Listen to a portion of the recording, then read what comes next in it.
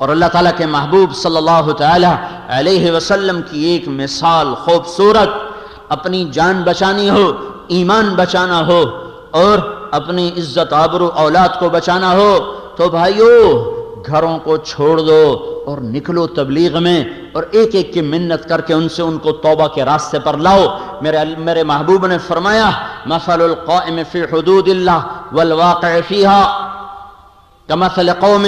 استہموا علی سفینۃ فصار بعضهم اعلاها وبعضهم اسفلها۔ ایک قوم کی مثال دی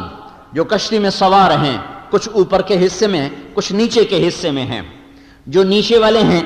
اذا استقوا الماء مروا علی من فوقهم، پینے کا پانی اوپر ہے نیچے کوئی نہیں۔ نیچے والے بیٹھ کے مشورہ کرتے ہیں یار یہ اوپر جانے میں تکلیف ہے، پھٹا توڑو نیچے سے پانی نکالو،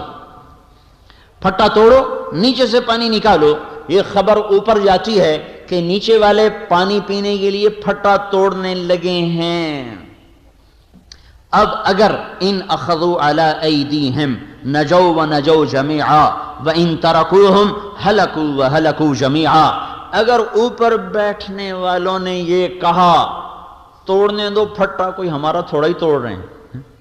کوئی ہمارا توڑ رہے ہیں، ہمارا پھٹا تو ٹھیک ہے، میں تو فرسٹ کلاس کے کیبن میں بیٹھا ہوا ہوں۔ میں اس حدیث کو ایک سمندر کے سفر سے جتنا سمجھا ہوں اتنا کسی کتاب اور شرح سے نہیں سمجھا۔ ایک سمندری سفر کیا تھا بیلجیم سے انگلینڈ 4 گھنٹے کا، اور سمندر میں طوفان تھا اور جہاز بہت بڑا تھا، اس مسجد سے بھی بڑا جہاز تھا، 4 گنا اس سے بڑا جہاز ہوگا۔ اس سفر سے یہ حدیث میری آنکھوں کے سامنے کھلی ہے کہ اللہ کے نبی نے کتنی خوبصورت مثال سے تبلیغ کی اہمیت کو سمجھایا اور نافرمانوں کو روکنے کو سمجھایا کہ یہ کتنا اہم کام ہے۔ اگر فرما بردار لوگ یہ سمجھتے رہے ہم تو نیک نمازی ہیں، ہمارے گھر میں ٹی وی کوئی نہیں، ہمارے گھر میں VCR کوئی نہیں، ہمارے گھر میں کوئی کسی قسم کی نافرمانی کوئی نہیں، شاید دائیں والا بائیں والا آگے والا پیچھے والا جو کرتا ہے کرنے دو، ہمیں کیا ہے، ہمیں کیا ہے، ہمارا کیا نقصان کرتا ہے، اس نقصان کو سمجھایا جا رہا ہے۔ اوپر آواز پہنچی، وہ نیچے پھٹا توڑ رہے ہیں تو اوپر والے کیا کہیں، توڑنے دو، کوئی ہمارا توڑ رہے ہیں، ہمارا کیا ہے، میں تو فرسٹ کلاس کے کیبن میں بیٹھا ہوں، میرے لیے تو کھانا بھی آ رہا ہے، چائے بھی آ رہی۔ اگر ایسا ہو گیا تو تھوڑی دیر کے بعد پتہ چلے گا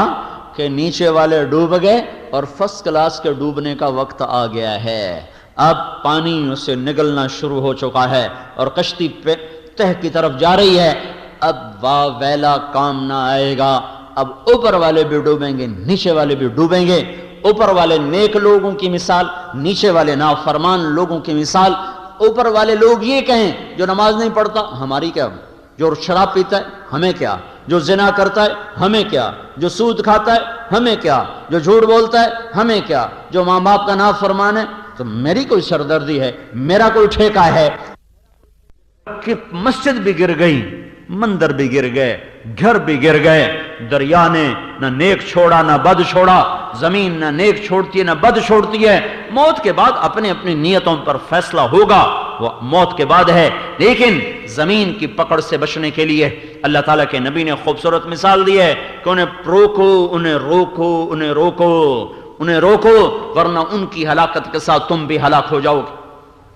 تو مجھے یہ خیال آتا ہے جس وقت وہ ہمارا جہاز ہچکولے کھا رہا تھا، ہم فرسٹ کلاس سے نیچے تھے کہ اوپر شراب خانہ تھا، اس لیے ہم نے اوپر نئی جگہ لی، اوپر شراب خانہ تھا،